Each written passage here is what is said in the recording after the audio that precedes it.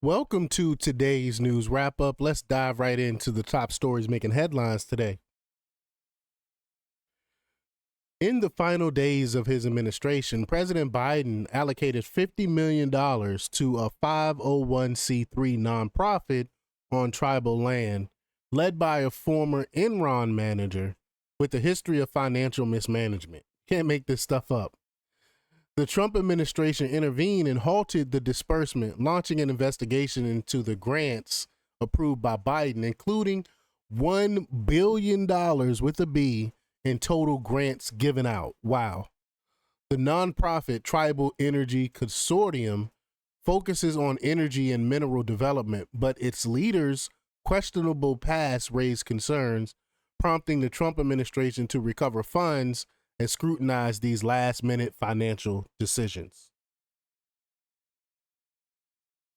A focus group revealed that Democratic antics against President Trump and his administration are alienating independent voters. The group, consisting of Democrats, independents, and Republicans, reacted negatively to a rally where Chuck Schumer aggressively criticized Elon Musk and the Department of Government Efficiency.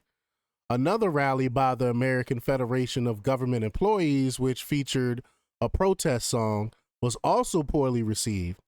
Comments from Rep. Maxine Dexter at a rally to save the civil service using profane language further highlighted the declining approval among independents.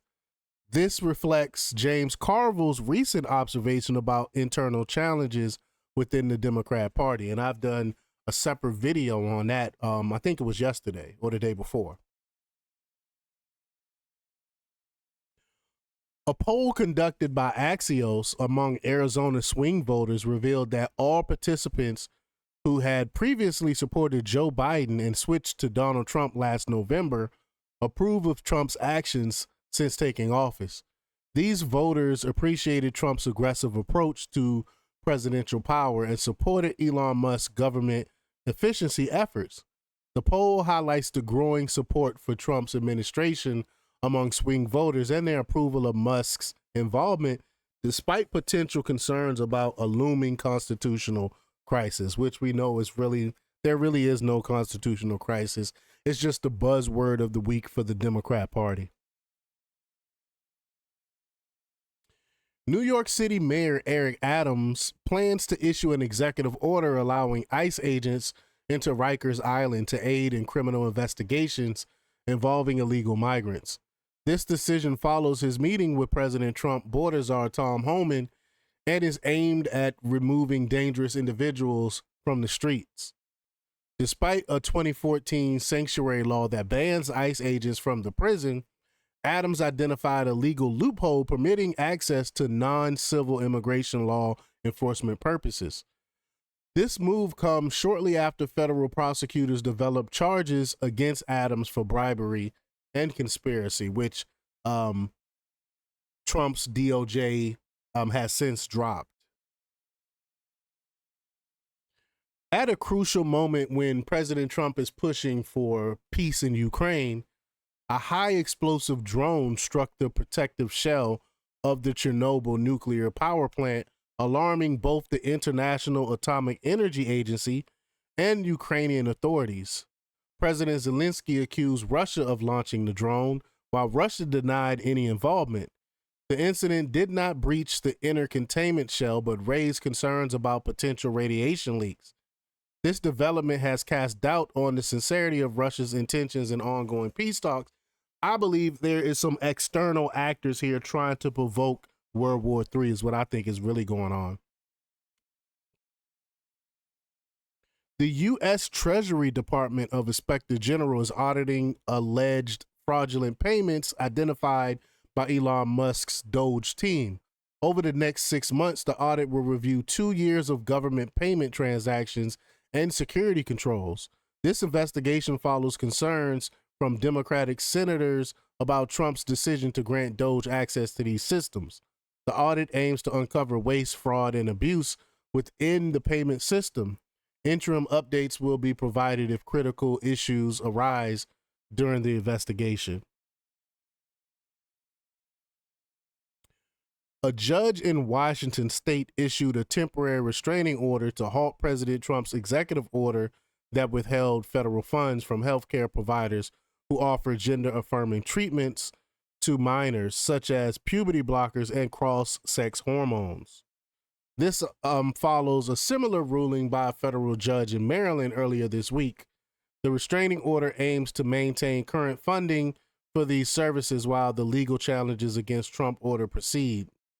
This decision emphasizes ongoing legal debates over the administration's policies on so-called gender-affirming care for minors.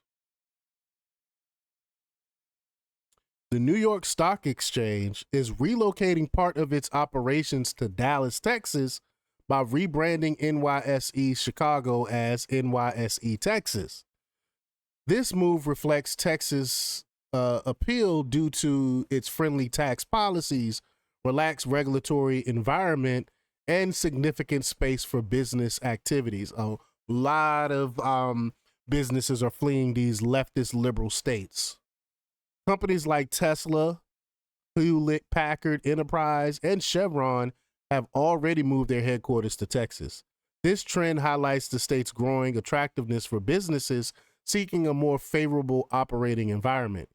NYSE's expansion is expected to further boost Texas's business landscape and attract more companies and investors to the state. In a recent interview, Treasury Secretary Scott Bessent discussed President Trump's new reciprocal tariff plan, which aims to reduce trade barriers and foster, quote, frictionless global trade. The plan will involve imposing matching tariffs on countries that tax or limit American goods. Bessent emphasized the potential benefits for U.S. businesses and dismissed concerns about inflation and consumer costs, labeling them as outdated thinking. He also highlighted the accrued revenue from tariffs depends on how quickly and cooperatively trade partners respond. The Trump White House has banned the Associated Press, or the AP, from accessing Oval Office and Air Force One due to its continued use of Gulf of Mexico instead of the administration's new designation Gulf of America. Despite an executive order mandating the name change, the AP has resisted, citing a lack of international recognition and preparing a legal challenge. White House Deputy Chief of Staff Taylor Budwich criticized the AP's stance, accusing it of spreading misinformation. The move has been condemned by the White House Correspondents Association as a violation of the First Amendment. 3 illegal immigrants previously deported multiple times were arrested in Colony Ridge, Texas, after a major drug bust led to the seizure of 344 pounds of methamphetamine. During a traffic stop, one of the men admitted to hiding the drugs in a trailer at a Colony Ridge property. This area is known for its high concentration of illegal immigrants due to lenient property purchase requirements. The arrested men were transported to the Liberty County Jail, with one charged with manufacturing and delivering controlled substances, and the other 2 detained by ICE. This bust is part of a broader effort involving multiple law enforcement agencies to address illegal activities in the area. Lastly, a sexual assault lawsuit against Jay-Z and Sean Diddy Combs have been dismissed with prejudice. Jay-Z described the allegations as frivolous and damaging to his family, emphasizing the lack of evidence. Diddy's legal team asserted that the claims were baseless, and both artists maintained their innocence. The lawsuit had accused them of sexual assault on a minor after the 2000 MTV Video Music Awards, but the plaintiff attorneys have withdrawn the case, acknowledging it was without merit. Well, that's all for today's news wrap up. Stay tuned for more updates, and don't forget to like, comment, share, and subscribe for the latest in news. Until next time. Peace.